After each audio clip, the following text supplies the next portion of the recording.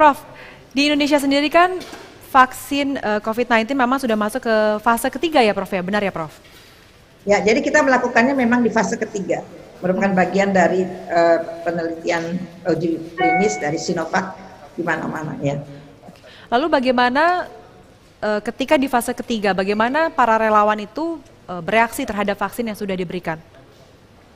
Oh, para relawan itu awal memang mereka ragu ya, tapi sesudah mereka mendengar bahwa vaksin ini memang aman dan sudah dilakukan saat fase 1-2 dengan hasil yang baik, sudah ada laporannya di publikasi internasional yang baik. Jadi akhirnya kita selalu memberikan informasi. Akhirnya sampai 2.000 orang 2.000 lebih yang menginginkan untuk ikut menjadi relawan. Namun kan semua diperiksa tergantung kriterianya sesuai atau tidak dengan apa yang harus menjadi syarat seorang relawan. Akhirnya memang 1.620 saja yang ikut sampai akhir, sampai hari ini. Ya. Prof, ada kekhawatiran bahwa virus corona di Indonesia ini bermutasi. Nah, ini bagaimana dengan bagaimana dengan vaksin yang diberikan oleh dunia gitu ya, hasil penelitiannya? Apakah bisa efektif dipakai oleh masyarakat Indonesia? Jadi gini, memang mutasi itu ada ya, tapi mutasi itu memang sampai saat ini masih belum terlalu menyebabkan virus yang menjadi sifatnya berbeda dengan yang awal. Jadi semua vaksin di dunia ini diambil itu cikal bakalnya itu dari virus yang berasal dari Wuhan yang sudah dapat dideteksi pada bulan Januari. Jadi semua ngambil dari situ sama semua. Dan pada hasil-hasil yang dilaporkan sampai sekarang tidak ada yang berbeda. Jadi semua menghasilkan imunogenitasnya sama, ya, efikasi yang insya Allah juga sama, keamanan yang tentu saja sama. Jadi baik, semua aman. Nah, kalau terjadi mutasi, kita belum tahu kalau mutasinya hebat sehingga terjadi perubahan yang total dari virus itu. Sampai saat ini masih dikatakan bahwa sama dengan yang pertama itu. Jadi mutasinya hanya di bagian kecil dan bukan di bagian yang menjadi target dari vaksin. Insya Allah tetap bisa bermanfaat. Berarti informasi atau isu mengenai mutasi vaksin di Indonesia istilahnya lebih gahar dibandingkan dengan dunia, itu juga termasuk mitos ya Dok ya? Iya betul, karena sama aja di mana-mana juga ada mutasi, yang mutasinya juga sama, cuman waktu timbulnya itu mungkin berbeda. Baik, jika vaksin sudah siap untuk diberikan kepada masyarakat Indonesia, Dok, ini apa yang harus dilakukan pemerintah dan juga masyarakat untuk untuk menerima si vaksin itu sendiri? Preparation apa yang harus kami lakukan?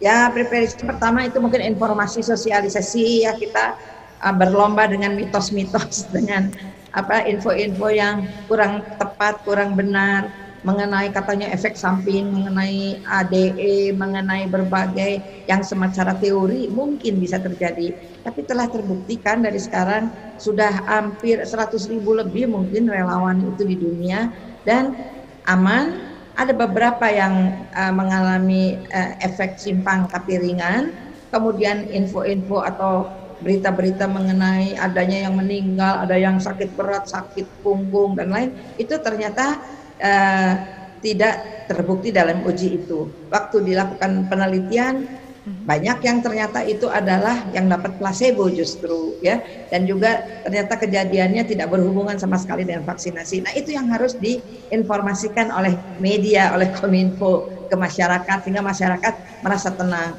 Kemudian juga pemberiannya itu mungkin tidak bisa sekaligus, bertahap. Kenapa? Jadi jangan sampai kita memang memberikan pada nakes dengan alasan nakes memang yang paling depan, yang paling perlu.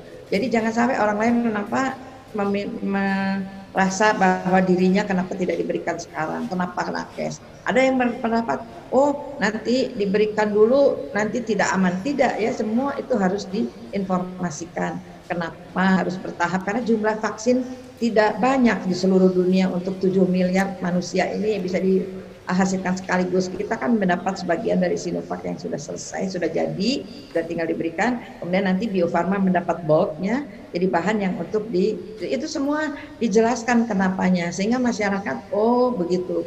Hasil penelitian kemarin masih ada 30% kayaknya yang ragu, yang belum mau ya. Mudah-mudahan nanti pada saatnya kita bisa dilakukan vaksinasi yang kita juga belum tahu kapan, karena vaksinnya juga katanya mau datang, nggak tahu belum kapan datangnya. Kemudian harus ada pemeriksaan oleh Badan POM dan kalau di Indonesia MUI tentunya. Kalau Badan POM udah oke, udah bilang vaksinnya bagus, silahkan dipakai, MUI bilang udah halal, apalagi yang ditunggu. Mudah-mudahan masyarakat bisa menerimanya dengan baik, sehingga kita bisa mencapai 70% herd immunity minimal, itu 70%, sehingga yang tidak bisa divaksin pun bisa terlindungi ya. Jadi itu yang kita inginkan, semoga kita itu siap, jangan sampai menolak.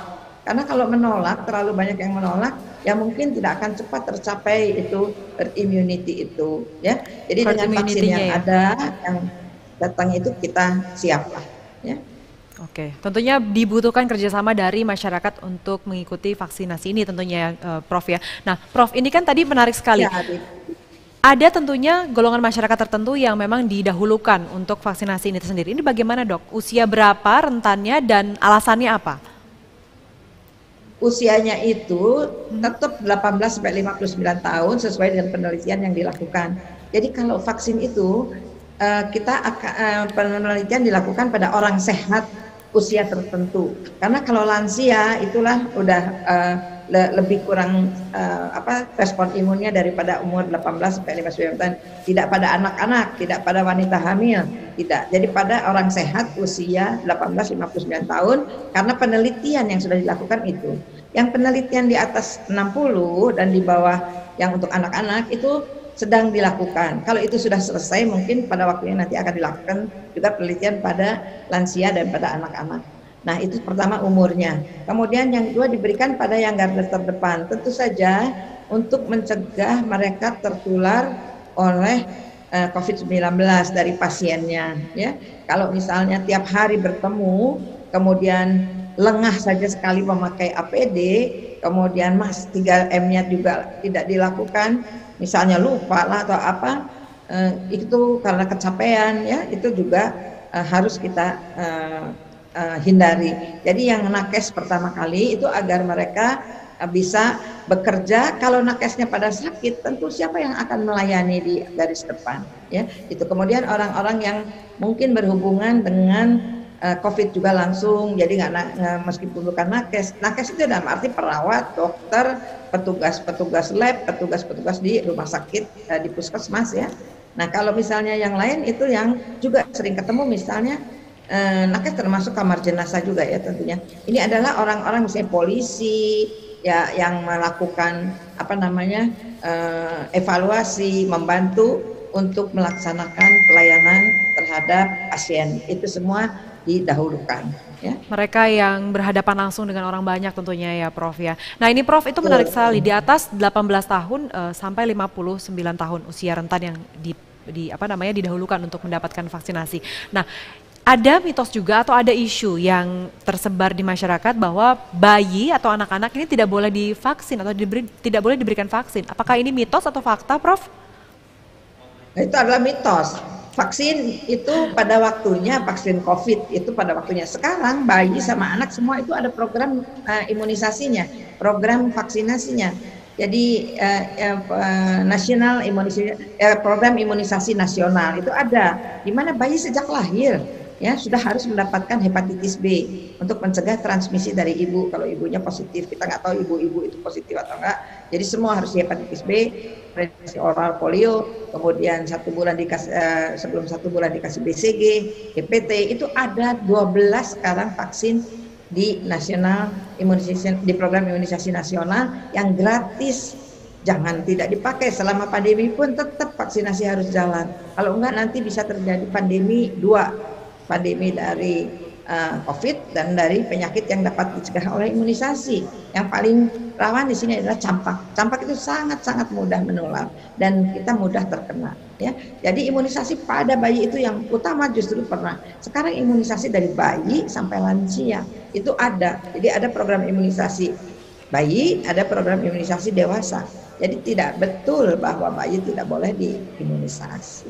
Jadi sebenarnya vaksin itu aman untuk bayi gitu ya Prof ya, tapi mungkin karena menargetkan herd immunity, tentunya mereka yang produktif terlebih dahulu. Karena memang vaksin itu sendiri memang terbatas ya Dok ya?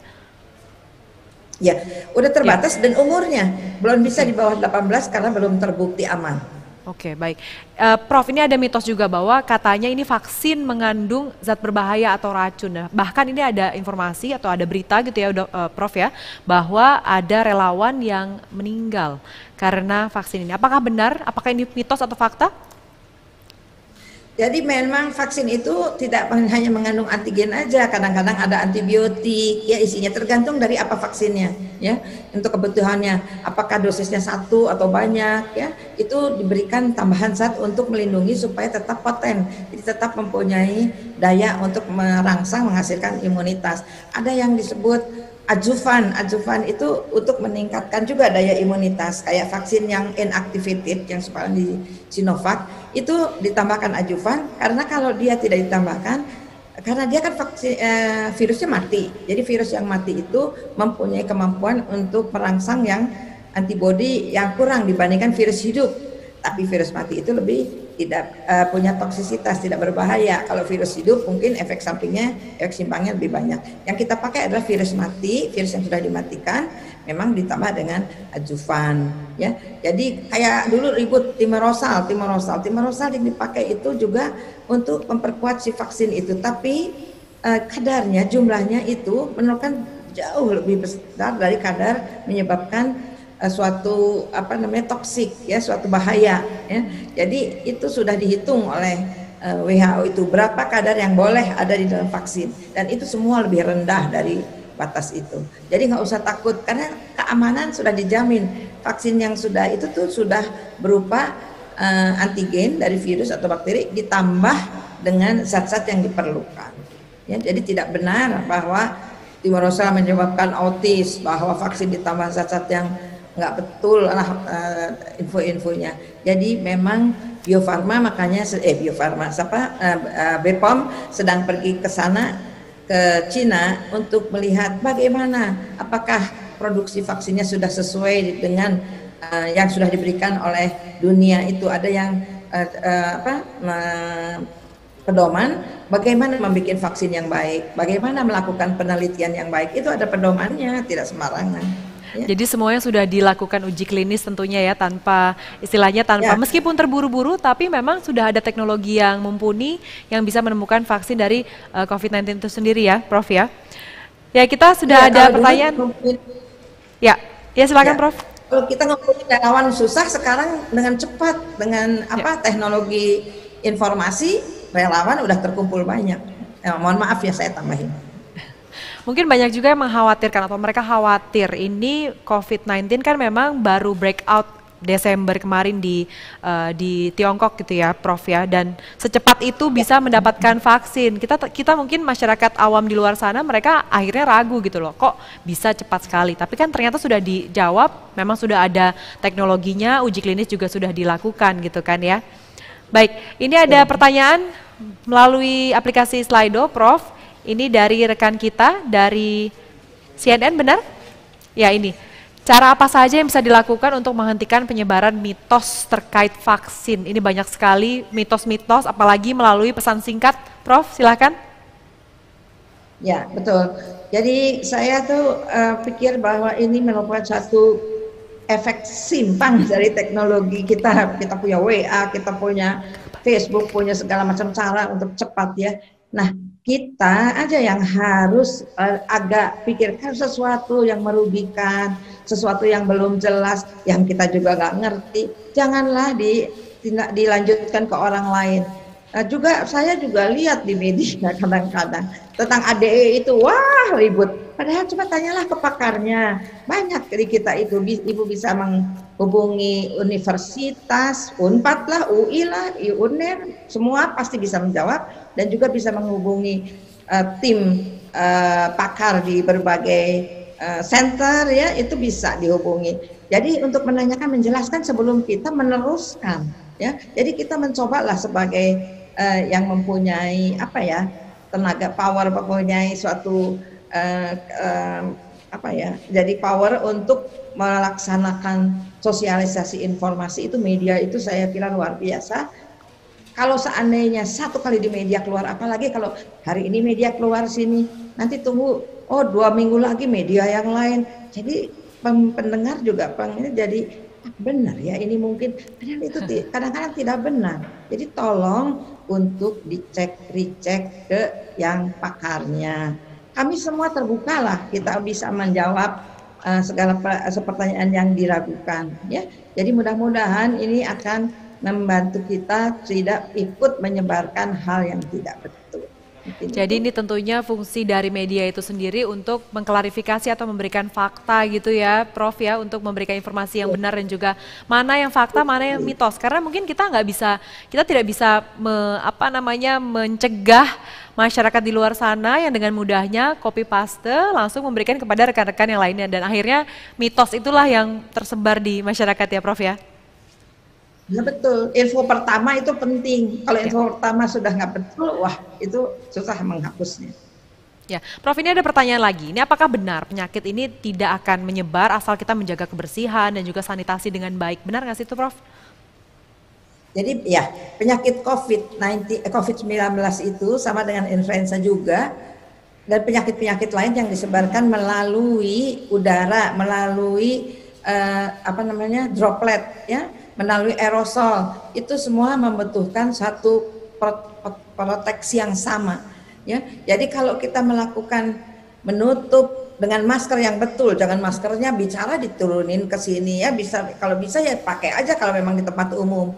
Kemudian masker yang betul dengan bahan yang betul. Kemudian menjaga jarak itu sangat penting, karena kalau droplet itu 1-2 meter itu pastilah dia menyebabkan transmisi. Tapi kalau jarak jauh, kalau dia mungkin droplet aerosol, itu juga masih bisa menurut berbagai penemuan. Jadi tetap dengan melakukan, jadi kita mencegah virus yang ada di dalam tenggorokan seseorang yang sakit itu keluar bersama ludah, keluar bersama percikan-percikan dan menyebar ke sekelilingnya. Itu yang harus dicegah. Betul, itu ada betul sekali.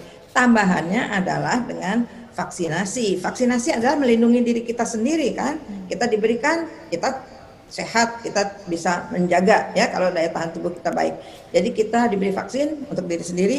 Tapi kalau semua di sekeliling kita juga diberikan vaksin, tercapailah herd immunity. Di mana herd immunity itu kita juga masih belum jelas ya, 70% katanya cukup untuk COVID ini. Kalau untuk campak itu sampai 95%, karena campak sangat-sangat menular ya. Jadi itulah, dengan itu cuci tangan bersih. Kalau kita mau megang kemana-mana, kita sering nggak sadar pegang mulut, pegang muka. Si COVID ini, virus ini bisa masuk melalui saluran mulut ya, bisa melalui mata, selaput lendir. Jadi kita jangan memegang mata dalam keadaan tangan kotor. Kita baru pulang dari mana aja, kita melakukan apa aja, langsung cuci tangan secara benar dengan sabun. Kalau kita di luar ya dengan hand sanitizer. Itu betul. Lakukan 3M gitu ya, Prof ya? Ya, sesudah divaksin pun nanti 3M itu masih, bukan langsung lepas 3M. Kita tidak ini terus kita bersenang-senang berkumpul bersama. Kita nggak tahu yang mana yang udah divaksin, yang mana yang sudah tidak mempunyai virus lagi di tenggorokannya. Jadi tetap harus 3M. Dan 3T itu ya. Iya, baik. Tentunya ini kita juga harus menjaga kebersihan. Tadi juga Prof sudah bilang bahwa 3M itu sendiri tidak hanya pada saat pandemi, tapi ketika vaksinasi sudah dilakukan di seluruh negeri gitu ya, tentunya kita juga tetap harus menjaga kebersihan dan juga 3M ini. Ini ada pertanyaan terakhir ini yang ditakutkan para ibu mungkin ya, Prof ya, tentang pemberian imunisasi kepada anak. Ini katanya anak yang diberikan imunisasi ini rentan mengalami alergi autoimun ataupun misalnya gangguan pernafasan dibandingkan anak-anak yang memang mereka tidak diberi vaksin. Apakah benar tuh Prof? Nah, ini lagi yang belum benar, tidak benar. Vaksin itu adalah untuk mencegah suatu penyakit. Vaksin untuk TBC itu hanya untuk penyakit TBC.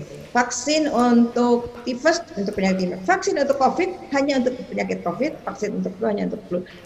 Itu adalah satu spesifik antibodi yang ditimbulkan oleh antigen atau vaksin yang dimasukkan. Nah, kalau kita mengatakan bahwa dia menjadi cepat kena penyakit saluran pernafasan, ingat, penyakit saluran pernafasan flu selesma yang biasa itu yang kita sebut flu itu bukan karena influenza. Ya, jadi tidak ada vaksinnya, itu belum divaksin. Jadi kalau misalnya ada saluran pernafasan itu TBC udah dikasih BCG, mungkin aja itu karena adanya daya tahan tubuh yang kurang pada saat itu, ya, atau udah berkurang potensi dari vaksinnya, karena itu kan ada batasnya. Nah, kemudian kalau kita katakan dia menyebabkan alergi, dia tidak menyebabkan alergi, tapi pada orang yang alergi tetap bisa timbul alergi, bukan karena vaksinnya, ya. Bahkan untuk vaksin yang dibuat atau disemai di telur seperti influenza itu, kalau alerginya ringan boleh tetap diberikan vaksin itu, ya. Kalau dia berat sampai ada shock, nah itu memang tidak boleh. Tapi vaksin tidak menyebabkan alergi. Alergi itu disebabkan karena memang pada dasarnya dia sudah mempunyai bakat untuk alergi itu, ya. Tapi bukan didorong atau ditimbulkan oleh vaksin. Jadi memang sudah ada riwayat alergi itu sendiri untuk sang anak itu ya, Prof ya. Baik, Prof. Ya. Ini kita akan masuk ke closing statement. Namun sebelumnya kita akan melihat dulu, Prof, video yang satu ini. Silakan.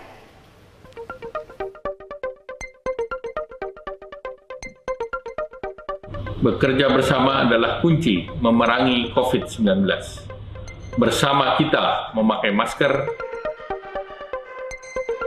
bersama kita menjaga jarak, bersama kita mencuci tangan. Membangun kembali Indonesia yang lebih sehat, membangun kembali Indonesia yang lebih kuat. Pemerintah bergerak, masyarakat sehat, denyut perekonomian bergeliat, bangsa kuat. Mari saling bersinergi memulihkan kembali Indonesia. Kesehatan pulih, ekonomi bangkit.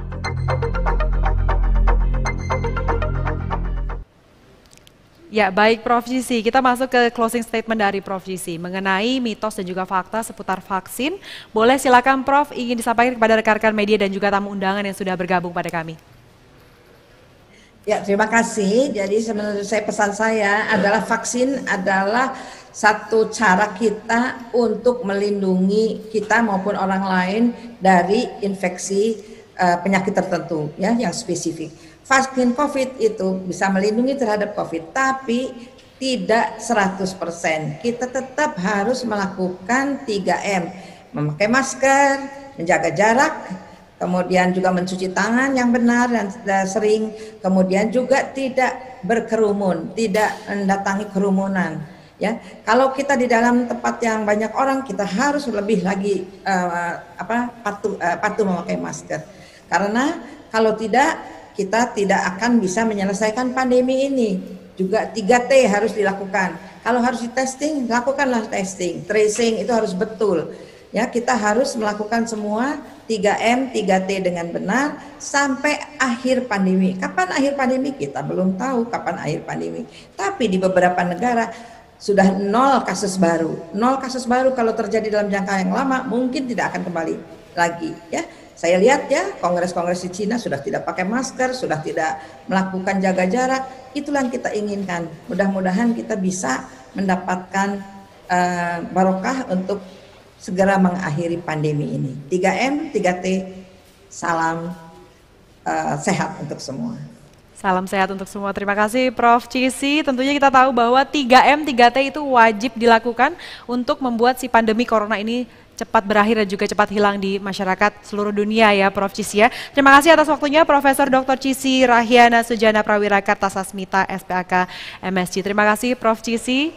Dan teman-teman hadirin sekalian, tentunya kita tahu bahwa memang vaksin ini sangat penting, apalagi untuk kita yang memang ingin segera si pandemi corona ini segera berakhir. Tentunya kita harus selalu melakukan protokol kesehatan dengan ketat. Jangan lupa untuk wajib memakai masker dengan benar, lalu jaga jarak minimal 1 meter itu wajib, dan tentunya wajib mencuci tangan sesering mungkin di air yang mengalir minimal 20 second. Dan tadi juga Prof. Gissi sudah membicarakan juga wajib 3T, yaitu tes dan juga tracing dan juga treatment. Ini untuk menghilangkan virus corona tentunya ya.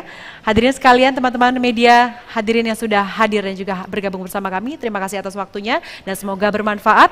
Dan tentunya salam kesehatan pulih, ekonomi bangkit. Saya Tasya Syarif, terima kasih dan sampai jumpa.